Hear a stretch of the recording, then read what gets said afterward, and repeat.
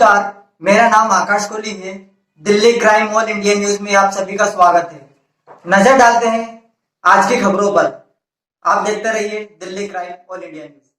अभी हाल ही में तो सिर्फ 3 दिन पहले भाजपा महू विधानसभा से विधायक मध्य प्रदेश सरकार में मंत्री उषा ठाकुर ने देश में आदिवासियों के सबसे बड़े संगठन जयस को देशद्रोही संगठन कहा, जिसके विरोध में पूरे आदिवासी समुदाय में काफी आक्रोश व्याप्त है एवं जगह जगह ग्रामीण इलाकों में उषा ठाकुर के पुतले दहन का कार्यक्रम बड़ी जोरों से चल रहा है। पीतमपुर, मनावर, महू के आसपास के ग्रामीण क्षेत्र चोरल में खुर्दा खुर्दी में बड़ी तादाद में ग्रामीण आदिवासी युवा उषा ठाकुर का पुतला दहन कर रहे हैं। एक ही कहना है, जब तक मंत्री महोदय पूरे प्रदेश विदेश के आदिवासियों से सार्वजनिक रूप से माफी नहीं है, तब तक विरोध जारी रहेगा और पुतले दहन का कार्यक्रम चलता रहेगा। भारतीय संविधान में वर्णित आदिवासियों के संवैधानिक और हक अधिकारों के लिए आवाज बुलंद करने वाले सबसे बड़े संगठन जयस को देशद्रोही बोलने से पहले मंत्री महोदय को ये देख लेना था कि उनकी गाड़ी के ऊपर राष्ट्रध्वज को उल्टा लगाकर कई दिनों से घूम रहे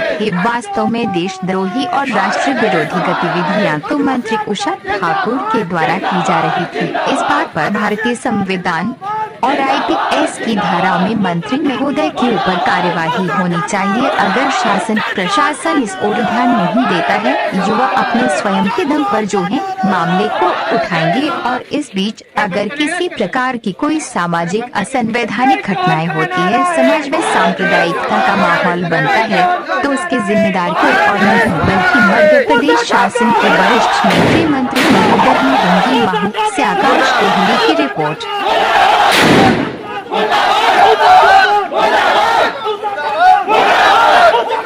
मुर्दाबाद मुर्दाबाद आदि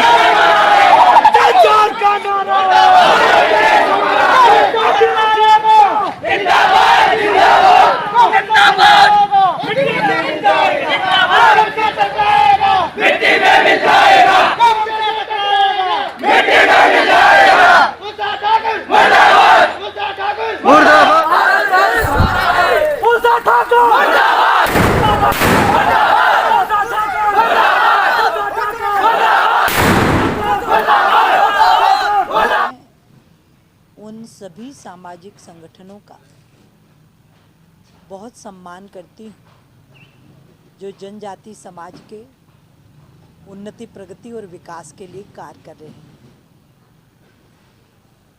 मेरी कथन रचना से यदि किसी को ठेस पहुंची तो मैं क्षमा चाहती हूँ और मैं ये निवेदन करना चाहती हूँ कि ये कष्ट मेरे मुंह से इसलिए निकला क्योंकि विगत 2 वर्षों से मैं महू में मानपुर मंडल के चप्पे चप्पे में सेवा कार्य कर रही हूँ। वहाँ चलित चिकित्सालय हमने दिया, उसके चलने में बाधा पैदा करना, उसमें कई व्यवधान डालना, फिर वहाँ सरकारी ज़मीनों पे बड़े बड़े कब्जे हैं। सरकारी ज़मीनों को अतिक्रमण मुक्त कराकर वहाँ एक गौशाला का निर्माण और एक आयुष और वेलनेस सेंटर जो प्रदेश से आया है उसको बनवाना उस क्षेत्र की आवश्यकताओं को देखते हुए बहुत आवश्यक था, क्योंकि हम भी जनजाति समाज के समग्र विकास में प्राणपण से लगे हुए।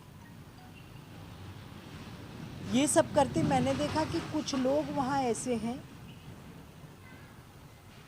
जो जनजाति समाज को बरगला कर, बहका कर धर्मांतरण के लिए प्रेरित करते हैं और उन्हें राष्ट्र की मुख्य धारा से हटाने का